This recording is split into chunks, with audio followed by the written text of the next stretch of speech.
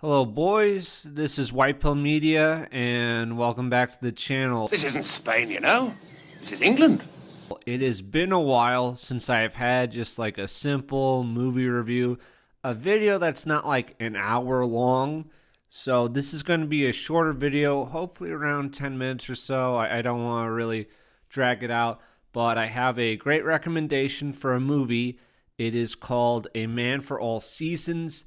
It's about 2 hours. I have a link below where you can watch it for free on BitChute. It's 100% worth your time if you like just good movies overall, but just like historical pieces. The movie is about Thomas More, who is a advisor and Lord Chancellor to Henry VIII, and is about the conflict and clash with Henry VIII wanting Thomas More to recognize his marriage to Anne Boleyn, the annulment of Catherine of Aragon, and all that. And it's about his struggle to, can he lie? Can he perjure himself because he's this devout Catholic? He's this defender of the faith. He can't quite do it. So it's really about this struggle. The movie won a bunch of awards back then. It came out in 1966. That's the version to watch. I haven't seen any other version. It was adapted from a play, and sometimes like play adaptations to films, like they just, I don't know, they don't feel great. They just feel a bit off. But here it feels good. Like I didn't feel like there was anything weird about the adaptation. But it won a bunch of awards, like 5 Academy Awards, like Best Picture, Best Director. I think Robert Shaw's Henry VIII in this. He won like Best Supporting Actor. It did very well. And I know like awards nowadays and probably for quite some time don't really hold water. It holds water with this one. So I don't really have like a bunch of like super deep analysis or any of that. I just kind of want to gush about the film. So that's what this video is. It's just going to be about me gushing about it. So I'd really check it out before watching the rest of this. This video is really not much, but the movie is something great. Paul Schofield, Thomas More, he's a pretty simple man. He's a lawyer. He's a judge. He's well respected for being an honorable man. You know, he doesn't really take bribes like other people in his professions. And he's just trying to live a simple and Catholic life. But there are all these forces in play where everyone's trying to get him to just like to bend or break a little. Everyone wants Thomas More to back them, to kind of be in their corner because he's such a well respected and trustworthy figure. But he's not willing to compromise at any point. We have Cardinal Wolsey. He's played by actually Orson Welles for a little bit. This is like really late in Welles' career, but he's kind of cool. I liked him in this. Leo McKern, who is underneath Wolsey as this administrator guy, and he's actually played by The Prisoner, which is a show I don't recommend. We talked about it before on this channel. There's some good episodes in there, but bad overall. But he's like the most famous number 2 guy on that show. John Hurt's in it a little. He's the slimy little dude called Richard Rich. That's literally his name. And yeah, he's scum. And Thomas also has a friend, the Duke of Norfolk, who's also trying to get him just to bend a little bit. Like, hey, Thomas, you don't have to like agree with what the king's doing, but just say that you agree. You just need to say it, and all these problems will just go away.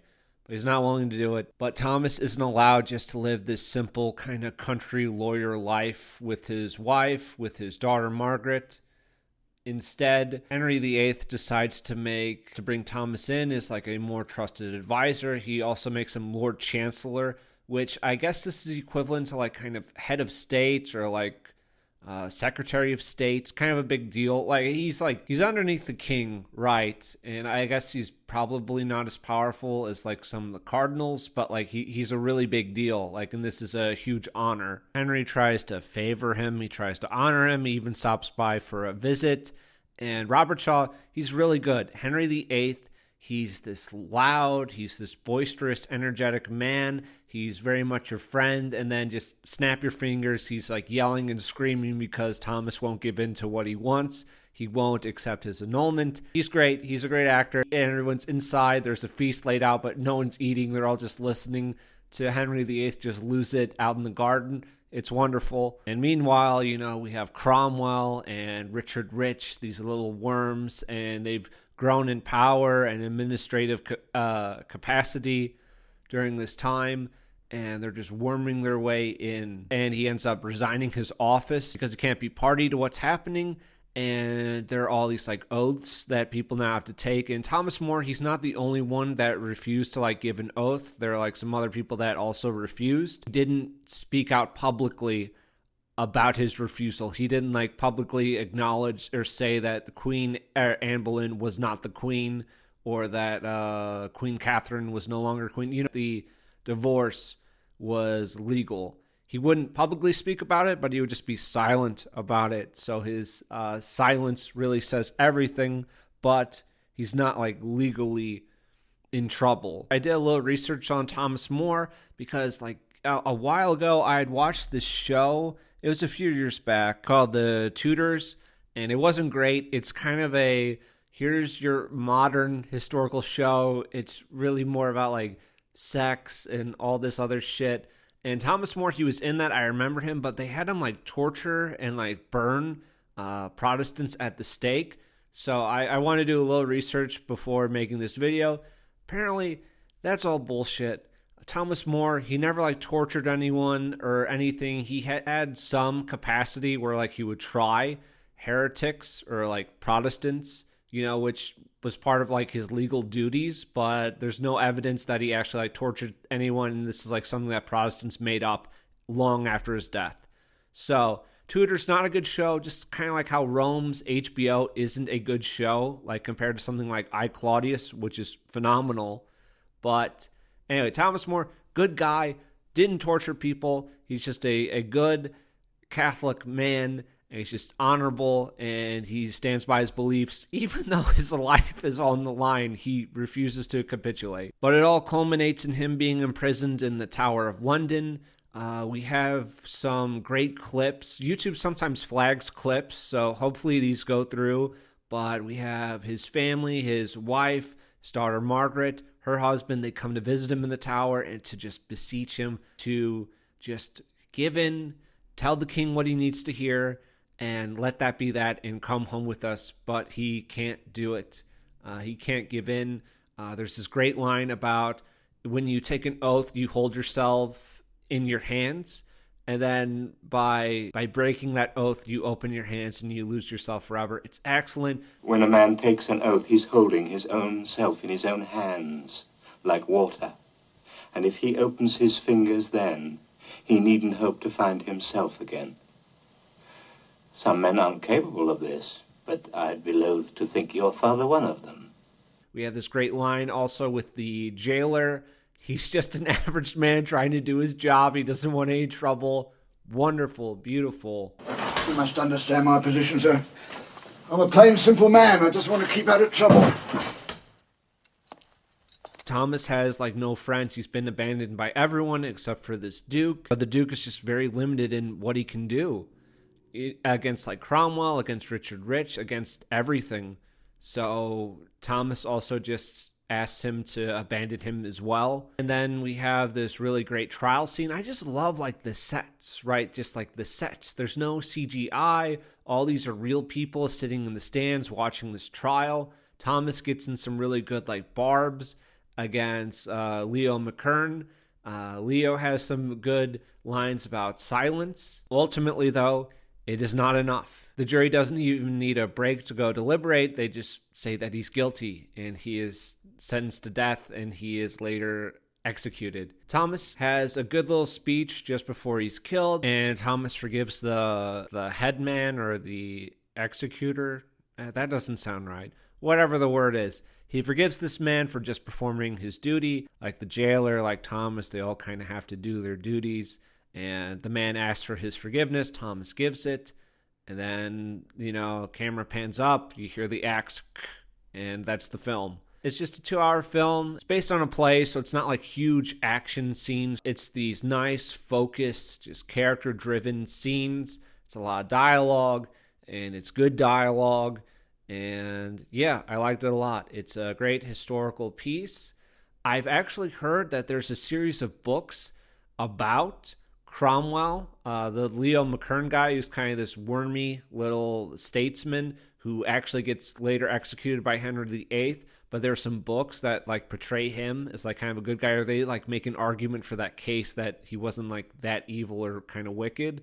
So that sounds kind of interesting. Maybe I'll check that out. I really like this. I can't believe a friend showed this to me, and I can't believe like we hadn't seen it before, because it's like it's really good. It's like really up my alley of what I want in a movie.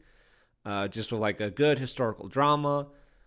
It's not really made in modern times, so there's that. Sorry it's been a while since I've had like a movie review or a recommendation sort of thing, but I've seen like several not very good movies. I will list them now.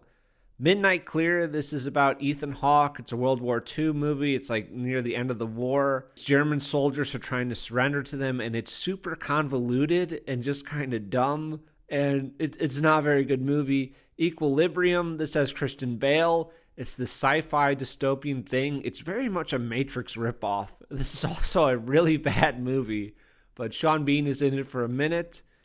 We have Name of the Rose, which has Sean Connery, and this sounded really good. Like I was excited when I was watching it, because the beginning is like you have this narration.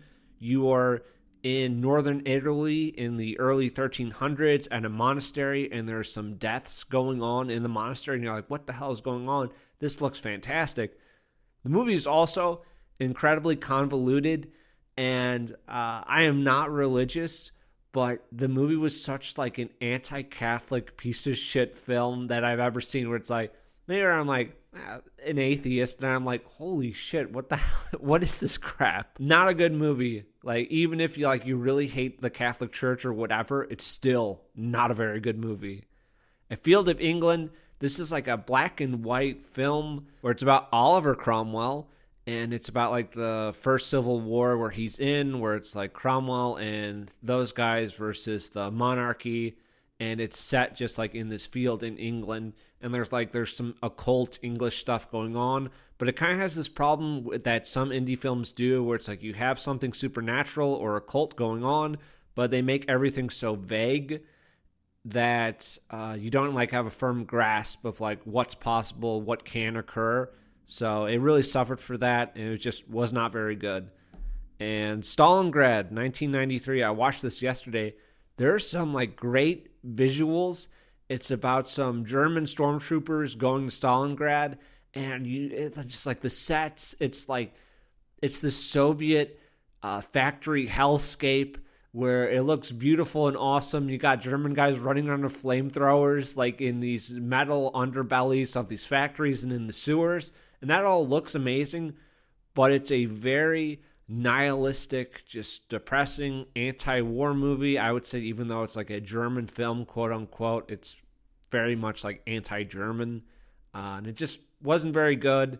I thought the ending was like kind of too bleak and ugly. There's some movies that I like that are anti-film, like kind of Paths of Glory, but I think those are done a bit better. Like that one, there's like something there at the ending, at least with the singing, but this is just not much. Yeah, I'll definitely have like a book review next weekend, and then I'm working on 2 longer videos. Hopefully one of them will be done like sometime this week, like middle of the week, whenever. That one is going to be about like my book discussion. It's also going to be about when I tried to create that comic book series like several years ago. It didn't go well, but I thought it might be interesting to talk about. So whatever, working on those.